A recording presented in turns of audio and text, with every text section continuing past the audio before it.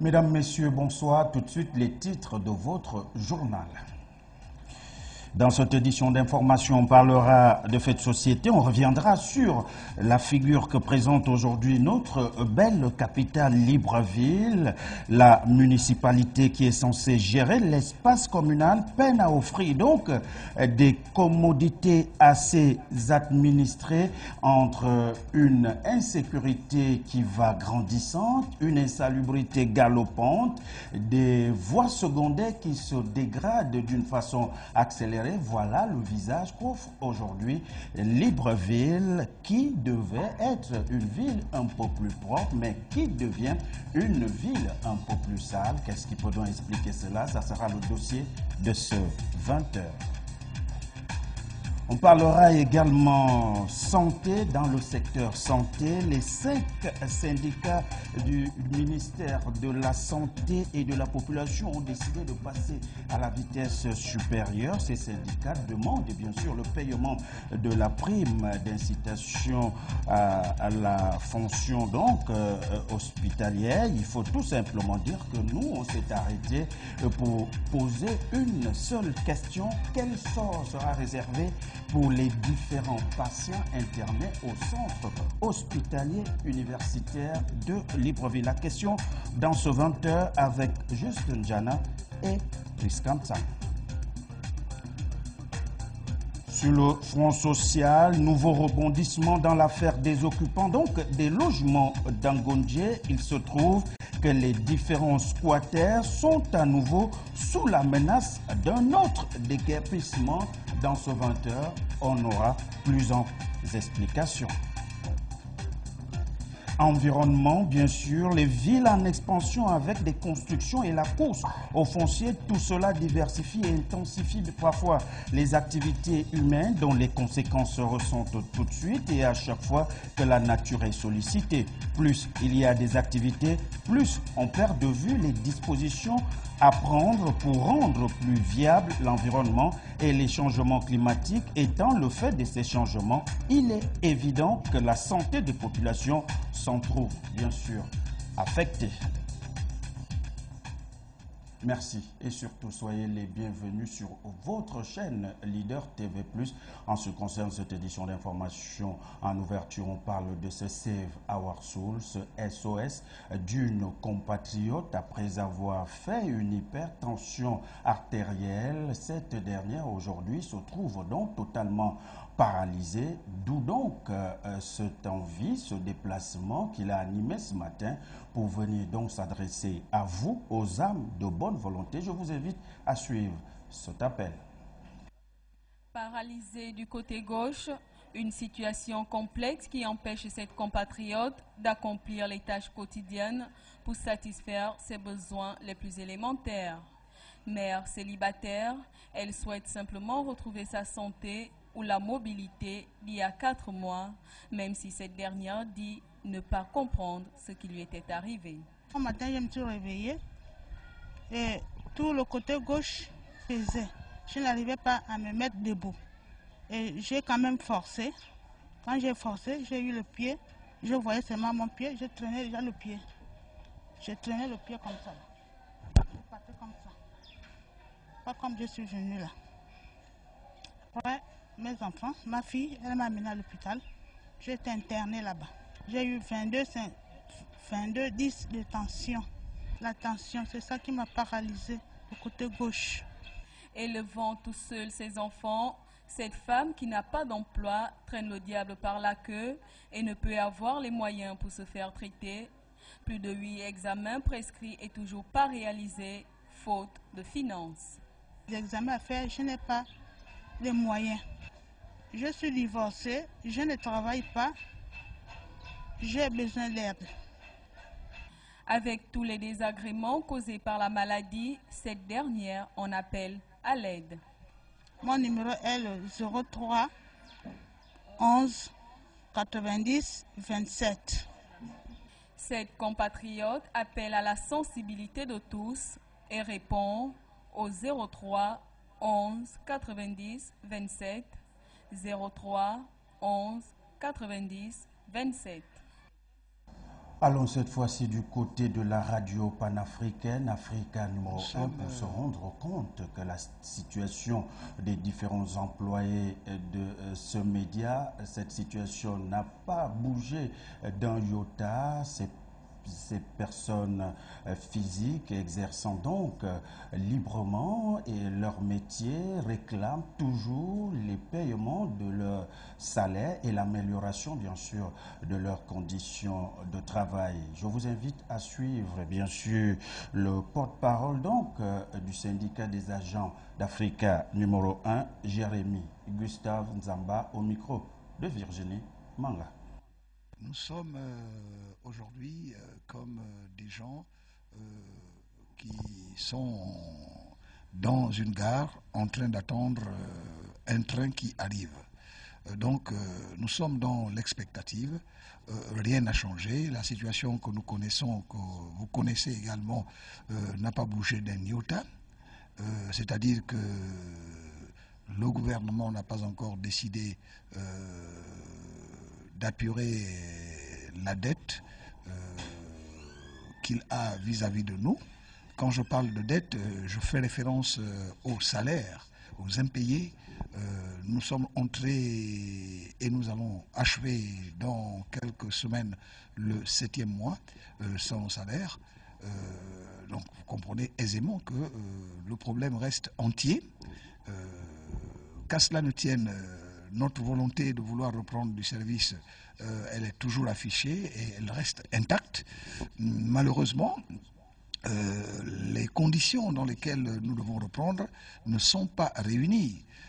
C'est ce qui pose encore problème parce que nous avons mené ou nous avons tenu plusieurs réunions pour tenter de réfléchir sur la possibilité de reprendre le travail. Le plus vite serait le mieux, mais il y a que certains freins interviennent au niveau technique. Les appareils étant, comme tout le monde le sait, vieux, obsolescents. Donc nous sommes là, nous sommes frappés par des questions comme la vétusté du matériel, des questions comme la démobilisation des troupes, parce que reprendre suppose également qu'il faut ramener le moral des journalistes, animateurs, producteurs et autres techniciens au zénith, comme il l'était avant même que nous n'entrions en grève. Vous comprenez avec moi que ce n'est pas chose facile. Il va falloir batailler pour remobiliser les troupes. Et c'est ce que nous sommes actuellement en train de faire. Malheureusement, de l'autre côté, on a comme l'impression que la sourde oreille reste de mise. Nous nous battons pour obtenir nos salaires parce que nous dit-on sur un plan juridique, le salaire c'est un droit. Mais la question de l'avenir de l'entreprise est une question qui ne relève pas de notre compétence. La question de l'avenir de l'entreprise est une question qui relève de la compétence des actionnaires. Parce que Africa numéro 1, il ne faut pas perdre cela de vue, est une société privée, une société anonyme dont le capital est partagé entre la Libye, donc un groupe libyen, l'État gabonais et les actionnaires privés. Donc, vous comprenez bien qu'il faut d'abord que se tienne un conseil d'administration et une assemblée générale pour statuer sur l'avenir d'Africa numéro 1. Il n'appartient pas au personnel qui n'est nullement associé au problème de gestion de la société. Il n'appartient pas donc à ce personnel-là de décider de l'avenir de l'entreprise. Quittons le secteur communication pour aller cette fois-ci dans le secteur santé avec cette assemblée générale qui s'est tenue ce matin du côté du centre hospitalier universitaire de Libreville. Assemblée générale qui a réuni les 5 syndicats que compte donc le ministère de la Santé et de la Population. Au menu, il était question pour les différents responsables de faire le point des entretiens avec le secrétaire général du budget. C'était bien sûr à la veille. Ces derniers ont décidé tout simplement et tout bonnement de passer à la vitesse supérieure en fermant toutes les structures hospitalières. Une question nous préoccupe d'ailleurs, quel sort sera donc réservé aux patients internés au centre hospitalier universitaire de Libreville? Tentative de réponse avec Juste Njana et Priscantam. Ils étaient plus de 170 membres de la coalition syndicale réunis ce jeudi au ministère de la Santé, coalition qui comprend l'urbanisme, le SYNAPSA, le SYNATRAS, SYNATRES et le syndicat des travaux publics pour faire le point sur la rencontre avec le secrétaire général du budget. Nous avions été reçus par les autorités de ce ministère-là, à l'instar même du secrétaire général du ministère du budget, qui nous a entretenus justement sur le retard du paiement de la PIP, qui lui nous disait déjà que le Gabon traversait un certain nombre de problèmes, je veux dire le marasme économique. Et là, nous, en tant que syndicalistes, nous avions réagi pour dire que si le Gabon vivait un marasme économique, le gouvernement de la République n'aurait pas vraiment organisé autant de fêtes. En finances publiques, il y a ce qu'on appelle les dépenses obligatoires. Mais en notre sens, en notre connaissance, l'organisation d'une CAN ou de toutes les fêtes qui se passent dans notre pays ne fait pas partie justement des dépenses obligatoires de l'État. À l'issue de cette assemblée générale, le président du SYNAPSA a tenu à lancer un appel à tous les agents de la santé. Jusqu'à présent, nous fermons, c'est le SYNAPSA qui est en grève et qui ferme les hôpitaux depuis le 2 mai 2017. Et non un autre syndicat. Alors, nous avions commencé avec cette opération par le ministère de la Santé que nous avions barricadé. Ensuite, les ressources humaines. Et nous sommes allés à Ngondje, Mélène et le reste des structures sanitaires parce que juste après, nous irons à l'intérieur du pays pour paralyser. Mais nous sommes estomaqués de constater que le ministre de la Santé, dans un certain sarcasme politique accéléré, utilise encore les syndicats jaunes pour casser le mouvement. Et là encore, je suis en train d'interpeller, d'en appeler à la conscience des personnels de santé de ne plus suivre les Mikala et Laondo, Franck. Toutefois, quel sort pour les patients du centre hospitalier universitaire de Libreville, cadenassé hier par le dit syndicat? Ce ne sont que les innocents qui payent dans toute déviance sociale. Ce ne sont que des innocents qui payent. Mais ce n'est pas le SYNAPSA qui a engagé l'opération de fermeture des structures qui tue les patients, encore moins la population gabonaise. C'est le président de la République qui tue sa population, c'est le ministre de la Santé qui tue sa population. Donc il faut que ça soit clair. Lorsqu'un malade prend les soins de santé à même le sol, qui tue qui? C'est le gouvernement qui doit payer les lits, ce n'est pas le syndicat. La rencontre qui a abouti à un autre rendez-vous, la coalition syndicale dit ne pas fléchir, nous y reviendrons. On parle de notre fait de société en mettant le cas bien sûr au quartier Ngondje dans la commune d'Akanda pour évoquer donc ce nouveau rebondissement dans l'affaire des occupants des logements d'Ngondje. Il se trouve que les différents squatters sont à nouveau sous la menace d'un déguerpissement. Les explications avec Guy-Serge Dizambou et Arnaud Manza. L'humeur paisible de cette cité serait sur le point d'être troublée. La cité d'Ngondje va de nouveau faire parler d'elle. De sources concordantes, une menace de déguerpissement est imminente. En ligne de mire, les occupants qui ne seraient pas en règle. En effet, 2 mois plus tôt, le ministère de l'Habitat exigeait aux squatters et même aux ayants droit la régularisation de leur situation. Résultat des courses, la distribution se ferait à la tête du client, comme le témoigne une occupante sous cap. On aura appris que depuis le mois d'avril, le 4 avril, ils ont, au niveau du cabinet du ministre délégué, ils ont signé des contrats à certaines personnes. En quelque sorte, les parents ont mis connaissance à eux et qu'ils vont revenir nous chasser. Ils sont revenus. Il y a de cela quelques jours pour mettre les signes devant nos portes. Les signes là, on ne sait pas ce que ça signifie. Et on entend qu'ils viendront d'ici là nous déguerpir. Beaucoup d'entre eux seraient toujours en attente de leur studio, bien que leur dossier soit en voie de régularisation. Du côté de l'habitat, aucune véritable communication. Les squatteurs et les ayants droit spéculent sur leur sort déjà scellé. Allons parler cette fois-ci de santé. Il s'est ouvert donc hier mercredi 17 mai un atelier de validation du plan de sécurité transfusionnelle. Occasion donc pour les organisateurs du dit atelier de montrer l'importance en vue d'améliorer la gestion de la transfusion sanguine dans notre pays, le Gabon. Virginie Manga. Sécuriser le sang est un impératif pour tous les peuples de l'Afrique et particulièrement du Gabon en ce 21e siècle. C'est le but visé par l'atelier de validation du plan stratégique pour la sécurité transfusionnelle qui s'est ouvert le mercredi 17 mai à Libreville.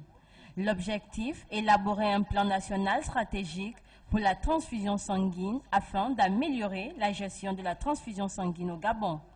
En présence de plusieurs membres du gouvernement et autres invités, le représentant de l'Organisation mondiale de la santé, OMS, a tenu à montrer l'intérêt de fournir au Gabon un meilleur plan de transfusion sanguine.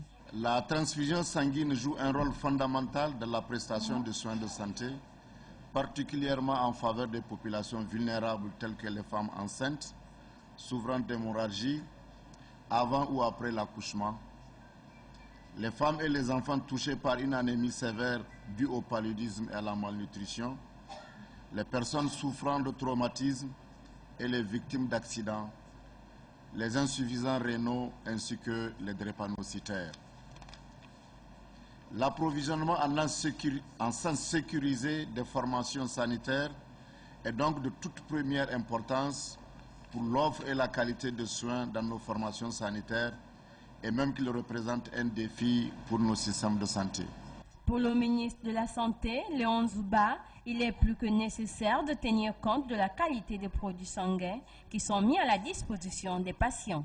La qualité des produits sanguins mis à la disposition des patients est une exigence du comité régional de l'Organisation mondiale de la santé.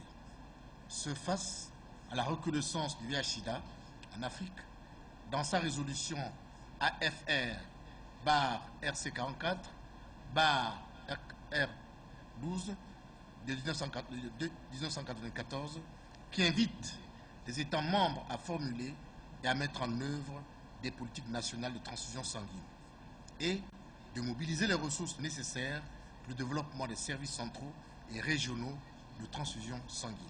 Cet outil, qui est une préoccupation du gouvernement, transmise au sein de cette transfusion sanguine, nécessite d'être finalisé et validé techniquement par un plan stratégique en sécurité transfusionnelle. Un atelier qui vient à point au regard du nombre de décès enregistrés chaque année dans les différentes structures sanitaires du fait de l'absence d'une véritable politique de transfusion sanguine, mais aussi de l'accès au sang et du prix de ces poches de sang. Un atelier qui prend fin le vendredi 19 mai prochain. Suite donc à la nécessité de l'État gabonais de mettre en place un plan national de transfusion sanguine, l'on se demande où en est-on véritablement avec ce système, alors même que l'on enregistre de plus en plus de décès dans nos différentes structures sanitaires. Que comprendre Virginie Manga, Guy Serge Dizambo. Reconnu comme un élément vital, le sang qui joue un rôle fondamental dans la santé des populations les plus vulnérables, telles que les femmes enceintes qui souffrent d'hémorragie avant ou après l'accouchement et les enfants touchés par une anémie sévère, ne semble pas être une priorité dans les structures sanitaires du pays, au regard du nombre de décès enregistrés ou des difficultés rencontrées par les malades lorsqu'ils doivent se faire transfuser. Situation dont les causes seraient la réticence et la méfiance des donneurs bénévoles. Des dérivés du sang se fait sans réelle planification au Gabon jusqu'à maintenant. C'est-à-dire que les besoins hospitaliers par rapport aux malades que nous accueillons nous amènent à utiliser le sang sans réelle planification par rapport à une éventuelle anémie, par rapport à d'autres besoins, parce que le sang ne contient pas que les globules rouges, il y a d'autres substituts qui permettent de pallier de manière tout à fait efficace à certaines maladies bien spécifiques. La transfusion sanguine, chez nous, dans le contexte africain et gabonais en particulier, souffre d'un certain nombre de préjugés. Déjà, le sang, c'est la vie. Le sang, c'est également tout ce que vous pouvez imaginer en termes de considération spirituelle, voire mystique. Donc, de ce point de vue-là, donner du sang rencontre encore un certain nombre de réticences. Et ces réticences sont les principaux freins à un don spontané. Les gens viennent donner que lorsqu'ils sont concernés parce qu'un membre de leur famille a un besoin aigu, là, ils n'ont pas le choix, ils viennent spontanément. Ou alors, ils se retournent vers les casernes. Les casernes étant régies par une certaine manière de fonctionner que vous connaissez. Dès que le chef a donné les instructions, les soldats viennent donner du sang. Et en ce moment-là, on semble affranchi de ce don d'une partie de soi, sinon d'une partie mystique de soi qui pourrait être utilisée selon ces personnes à d'autres fins. Une situation préoccupante pour les familles des malades, quand bien même la culture du don du sang ne soit pas encore une priorité chez les populations. Aux politiques et responsables du ministère de la Santé de mettre en pratique et de manière objective le plan national de transfusion sanguine au Gabon. Allons parler cette fois-ci d'environnement. Il se tenait ce matin à l'auditorium du ministère de l'économie forestière une rencontre entre les experts du département pour la validation d'une étude sur les changements climatiques et les enjeux sanitaires. Une rencontre qui tient compte des missions diligentées sur le terrain pour des données sur les conséquences sanitaires dues au changement climatique dans notre pays. Patrick Serrano, juste Njana. L'étude portait essentiellement sur les conséquences des changements climatiques et les enjeux sanitaires. Il s'agissait pour l'ensemble des experts, composés entre autres des médecins, d'évaluer les incidences effectives sur la population, incidences sanitaires, puisque finalement les acteurs du secteur se sont bien rendus compte que les changements climatiques peuvent avoir des implications multiples dans la vie au quotidien de ces populations. En initiant cette étude, il fallait bien penser à apporter au Gabon des données en la matière, à raison, puisqu'elles peuvent permettre une meilleure évaluation des politiques de protection de l'environnement de manière globale et partant des communautés. Quand on parle des domaines qui sont réellement impactés par les questions de changement climatique, on oublie qu'en premier lieu, il y a des questions de santé humaine. Parce que tenez-vous, avec les changements de température, avec les changements de pluviométrie, avec les changements de saison de manière générale non maîtrisés, ça crée un bouleversement environnemental qui a forcément des répercussions au niveau de la santé humaine. Et ce bouleversement de saison, c'est ce qu'on appelle les changements climatiques. Donc, l'objet de l'étude que nous menons, que nous avons menée et qui doit être validée aujourd'hui, c'est de savoir, dans un territoire comme Libreville, comme Ovendo, comme Akanda, avec les grands projets d'infrastructure, les projets sur les bassins versants, avec l'environnement urbain qui se présente tel que nous avons, si on y rajoute le volet changement climatique comme un aléa supplémentaire, en tenant compte de la vulnérabilité de ces milieux que déjà le bâti, les constructions, l'urbanisation auraient provoqué, quelle aura l'incidence sur la santé humaine? Voilà la façon dont la question a été abordée. Donc c'est une façon de préparer les politiques, de préparer le gouvernement à prendre les décisions qu'il faut en tenant compte de cet aléa qui pour le moment, et ça il faut le dire en toute honnêteté, n'était pas pris en compte lorsque les choix d'urbanisation, les schémas directeurs ont été choisis. Pour les autorités, des études d'une telle importance méritent évidemment d'être prises en compte, ce d'autant plus que la lutte pour la protection de l'environnement de manière globale dépend justement de la capacité des experts à apporter à la connaissance des autorités des informations suffisamment étoffées afin de booster la prise de décision.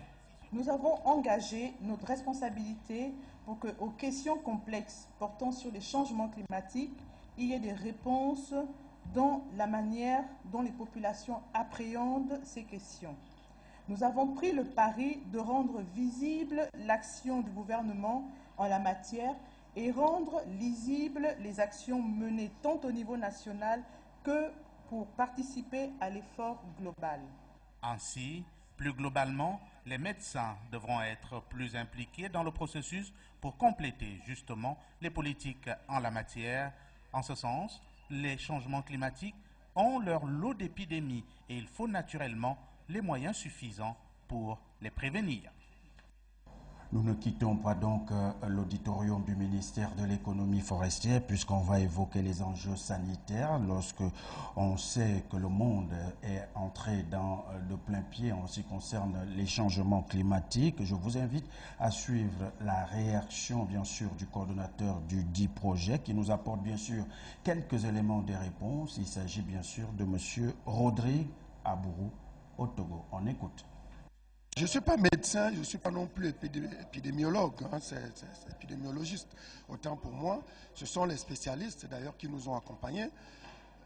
En tant qu'expert de manière générale sur les questions des changements climatiques, la seule chose que je peux me permettre de vous dire, c'est que tout changement a une incidence par rapport à la capacité d'adaptation de l'être humain. Ça veut dire que vous passez d'un stade de froid à un stade chaud, il vous faut un temps d'adaptation qui, pour le temps que votre organisme puisse se réguler. Donc ça a une incidence, c'est déjà une incidence palpable, si vous voulez. Vice-versa, vous passez d'un stade de froid à un stade de chaud, plutôt à un stade de froid, ainsi de suite. Et là, c'est vraiment des exemples simples que je prends. Maintenant, si vous ajoutez à ça le fait que votre adaptation, qui est une solution, dirons-le, est en même temps confrontée à la vulnérabilité, soit de votre organisme déjà au départ, soit du milieu dans lequel vous vivez, ça aggrave encore le phénomène que vous pouvez subir. Donc, dans tous les cas, dire de manière palpable, attendez, nous créons des noyaux de moustiques, nous favorisons tout ce que nous avons aujourd'hui comme pathologie au niveau cutané. Voilà, c'est des choses qu'on peut considérer normales, qui sont des pathologies dans certaines circonstances, mais qui vont se retrouver aggravées parce que le milieu aurait subi un bouleversement. Donc il y a tous ces exemples, mais quand on ira au fond du document avec tous les spécialistes de l'Université des sciences de la santé, de l'Université Omar Bongo, les médecins en service qui nous accompagnent, je pense qu'on aura beaucoup plus de détails, mais autant dire que changement climatique, santé humaine, c'est forcément un souci et qu'il faut des études et des solutions pour mieux nous adapter. Occasion pour nous d'ouvrir la page dossier de ce journal en mettant le cas bien sûr du côté de l'hôpital psychiatrique de Melen pour parler bien sûr de cette insalubrité grandissante, galopante donc dans cette partie de Libreville. L'état d'immondice ont donc pratiquement envahi le trottoir, causant ainsi un véritable désagrément non seulement pour les malades mais aussi pour tous les habitants de ce quartier. Virginie Manga. Située à proximité du Centre national des maladies mentales de Mélène, cette poubelle à ciel ouvert est un véritable problème de santé publique, aussi bien pour les habitants du quartier que pour les malades qui sont exposés à tous les maux lorsque ces ordures ne sont pas collectées. Que comprendre lorsqu'on sait que l'entreprise chargée de la collecte des ordures ménagères dans la commune de Libreville, à Verda, est toujours en activité, de même que l'environnement de cet hôpital psychiatrique qui devrait être assaini. Une situation inexplicable pour ces riverains qui se sentent abandonnés par les pouvoirs publics. Ça dérange normalement la population. Et ce n'est pas du tout normal qu'il y ait une poubelle en bordure de route. Et là où vivent vraiment des populations, ça nous encombre et puis ça nous amène beaucoup de maladies. En plus, l'hôpital, c'est l'hôpital psychiatrique de Mélène. Et on voit ici errer des chiens errants, des fous, ainsi de suite. Et c'est pas bon. On s'en fout de nous parce que nous, la population, on respire comme on dirait, comme je ne sais pas. Hein?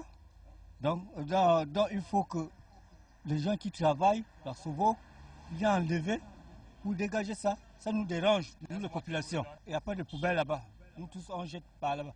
Donc, on vient le matin, on jette. Et la société doit venir enlever pour qu'on mette bien les ordures dans les baves.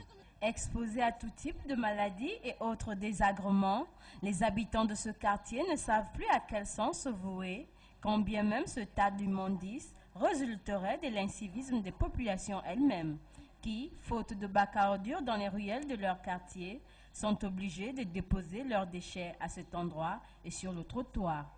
Aux responsables de l'hôpital psychiatrique de Melaine de prendre leurs responsabilités afin de protéger les malades de tous ces désagréments.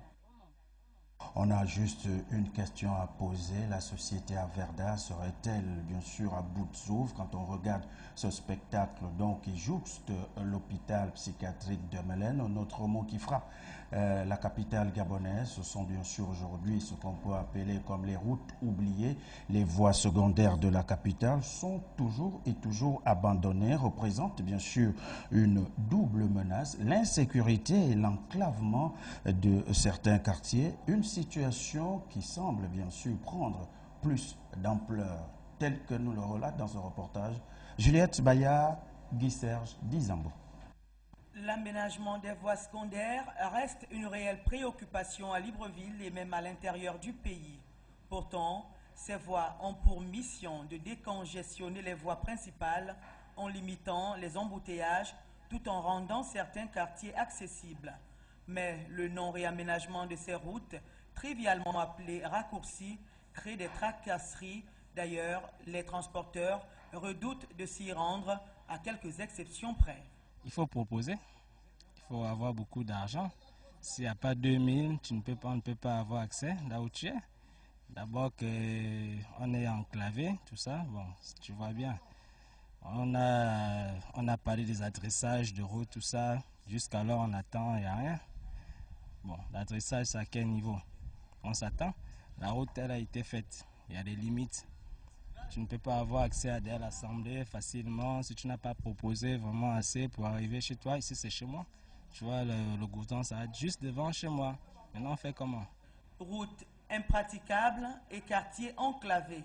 N'est-ce pas assez pour que l'insécurité s'invite? Ça va avec l'insécurité. Ça va avec toutes les mauvaises choses qu'il y a. Vous voyez? Donc, ça accompagne. Le bandit ne peut pas rester au boulevard. Le bandit va seulement rester dans le mapan, comme on dit. Les voies secondaires du pays ne demandent qu'à être réaménagées. Cela participerait à coup sûr aussi à la lutte contre l'insécurité.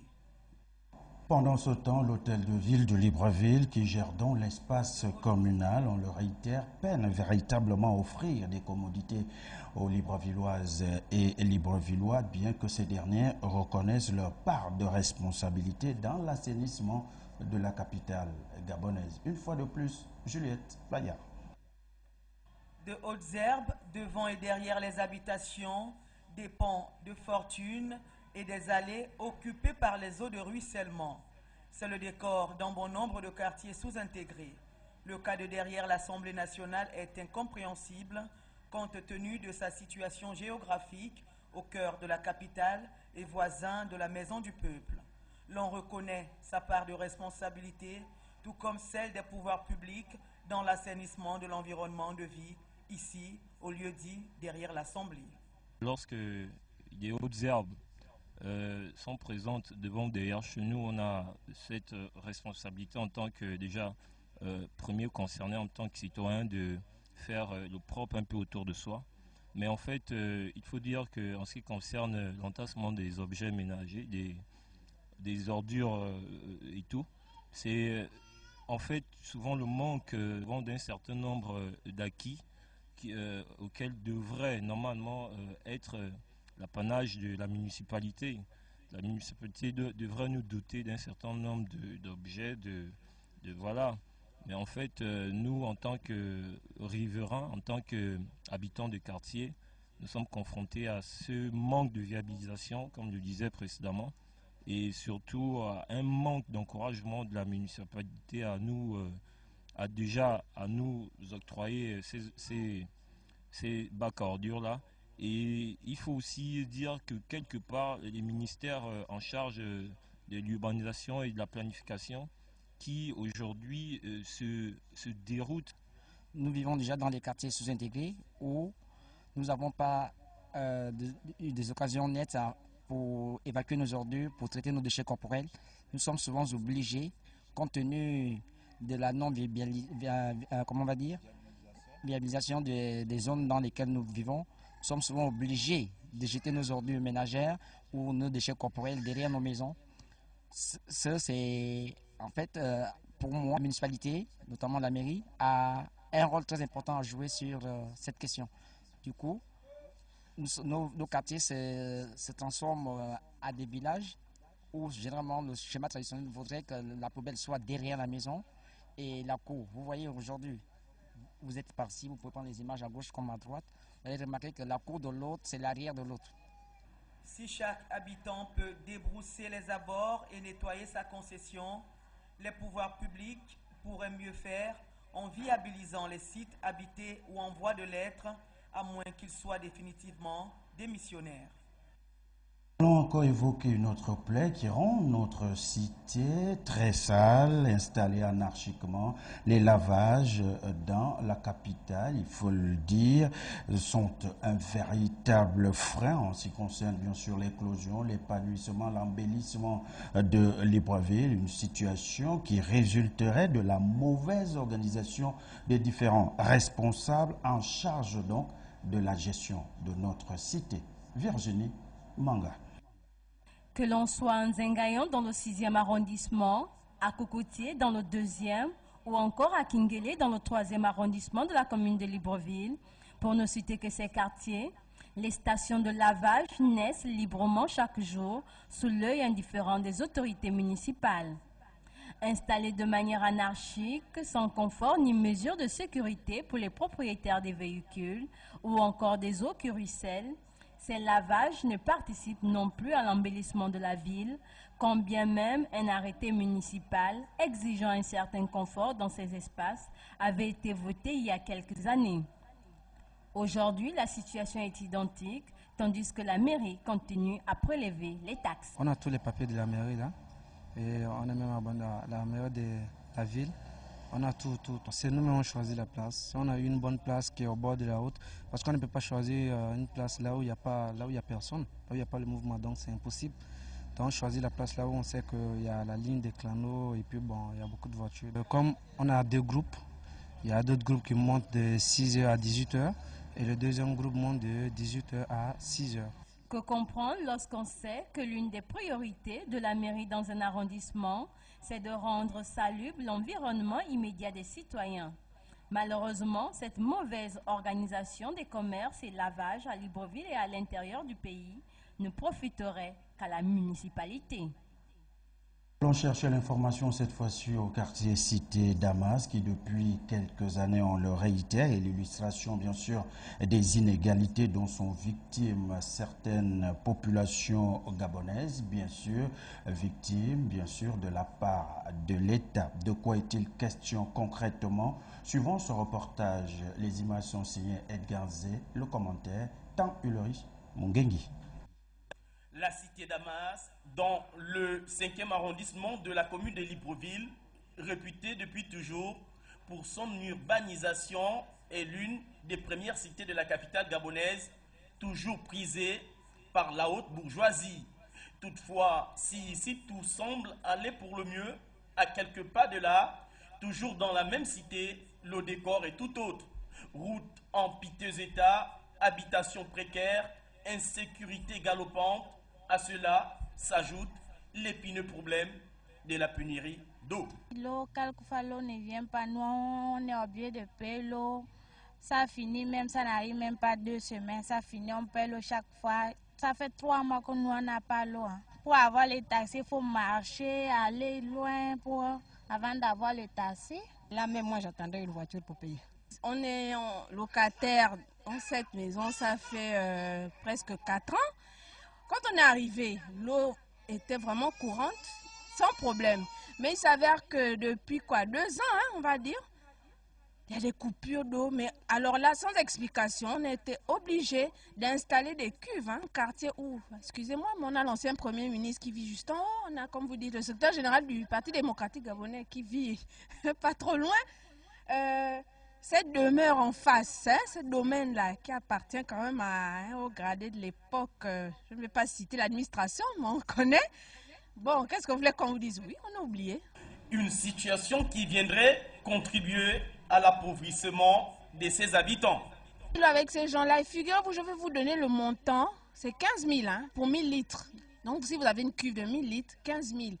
Imaginons que les 1000 litres tiennent peut-être, attendez, une famille, on a des bébés, hein. Les 1000 litres peuvent tenir peut-être 2 jours. Hein. Imaginez-vous, donc 2 jours après, s'il n'y a pas, si l'eau de la SCG au courant ne vient pas, on les rappelle. Voilà ce que vivent, c'est la réalité que vivent mensuellement. On dépasse près de 200 000. Que comprendre de cette indifférence des autorités compétentes lorsque l'on sait qu'il y a encore quelque temps, ces voies voisines qui présentaient déjà des signes de délabrement avaient bénéficié d'un réaménagement.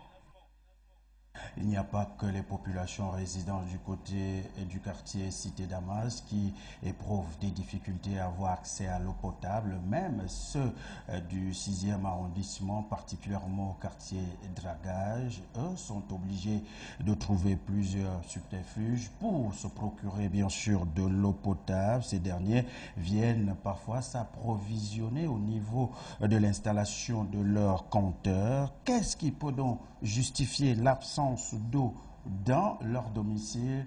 Juliette Bayard nous répond. Les compteurs larmoient sans cesse, pourtant plusieurs domiciles sont sans eau aux confins du quartier Dragage dans le 6e arrondissement de Libreville.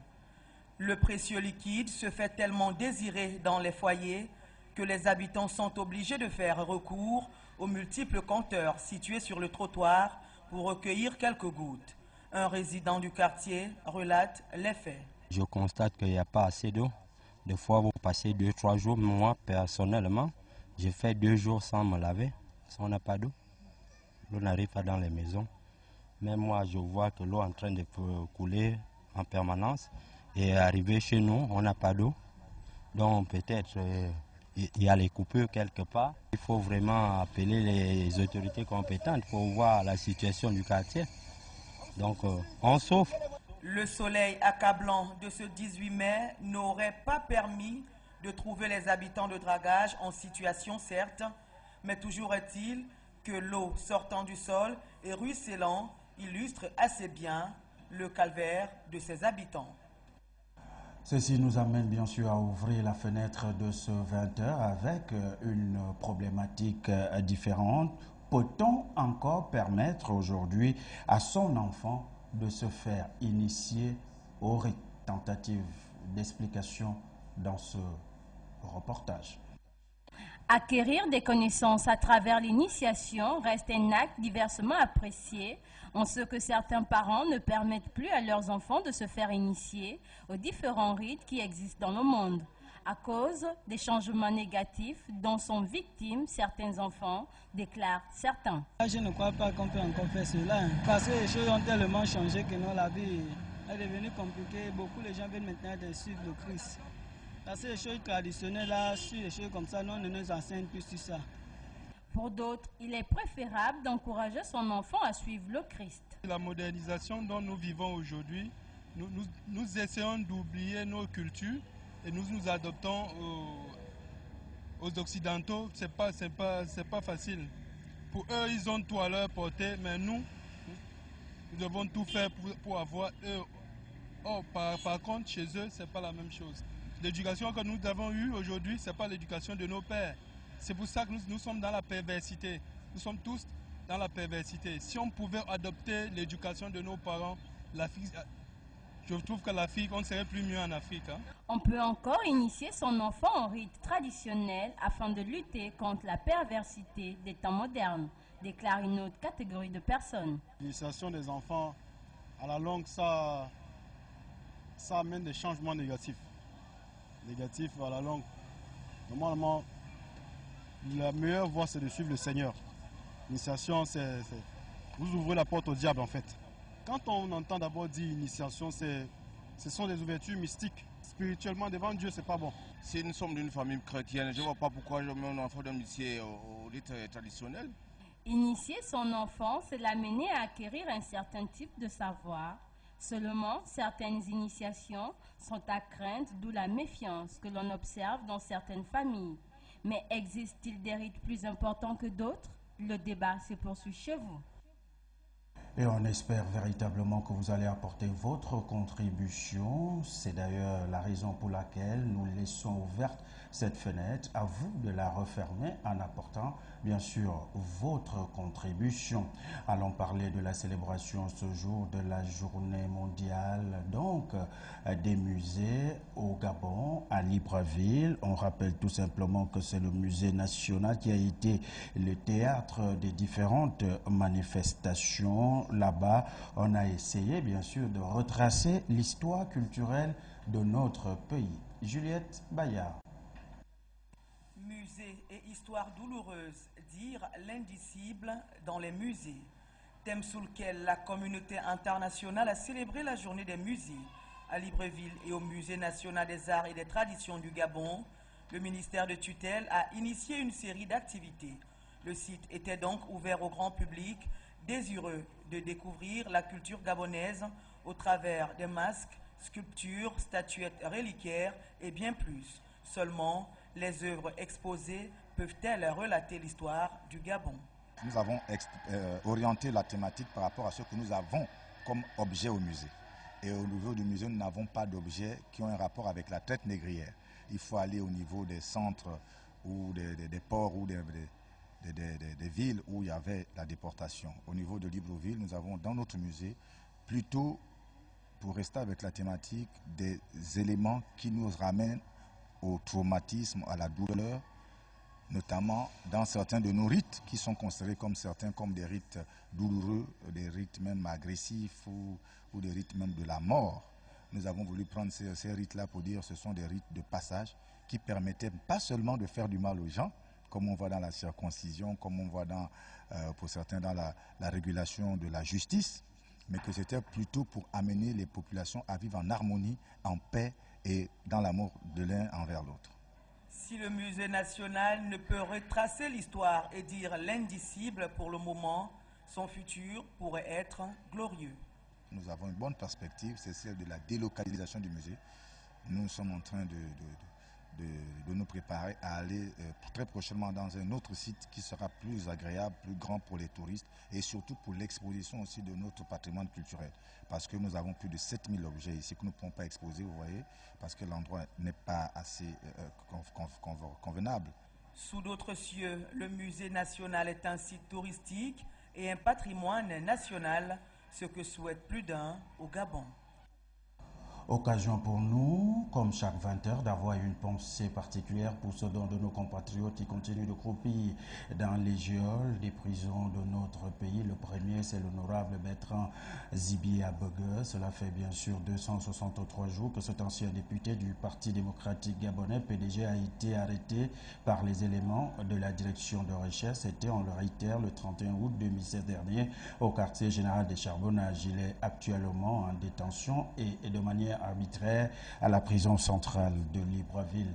Le deuxième, c'est bien évidemment Landry Amian Washington. C'est un autre compatriote qui, lui, continue toujours d'attendre un hypothétique procès qui tarde de pointer son nom à l'horizon, accusé de tous les maux. Ce dernier se dit, bien sûr, victime de chantage et bien sûr de politique choisie. Il attend toujours son procès et continue de clamer son innocence. Le troisième, Alain Ndjali, cet ancien aide-camp donc du président Jean Ping. Cela fait 35 jours qu'il a été interpellé et arrêté. C'était le 13 avril 2017 dernier, non loin de son domicile, par des agents de la Direction générale des recherches. Il est actuellement incarcéré, arbitrairement, on le réitère, à la prison centrale de Libreville. Ceci nous amène bien sûr à la dernière rubrique de votre 20h, la question du jour. La question la voici: comment appelle-t-on un animal qui ne consomme que de la viande? Appelle-t-on un animal qui ne consomme que de la viande? Un animal qui ne consomme que de la viande, on l'appelle un carnivore. Un animal qui se nourrit de la viande. La panthère.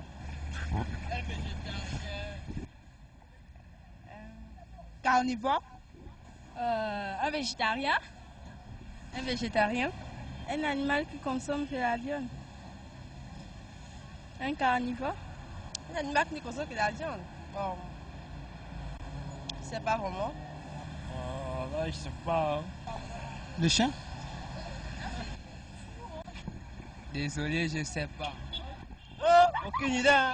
Un animal qui ne consomme de la viande, on l'appelle un carnivore. Un carnivore? Bon, ça vous mentir. Je ne maîtrise pas, je ne peux pas mentir. La réponse, bien sûr, c'est un carnivore, un animal qui ne consomme que de la viande. C'est un carnivore. 5 bonnes réponses. En transition, voici votre traditionnelle page éphéméride. D'abord, la pensée de l'esprit qui est signée ce soir de Christian Beauvais qui dit « Il n'y a probablement pas d'enfer pour les auteurs dans l'autre monde. Ils ont trop à souffrir des critiques et des éditeurs dans celui-ci. » Le proverbe du jour, la variété est l'épice de la vie.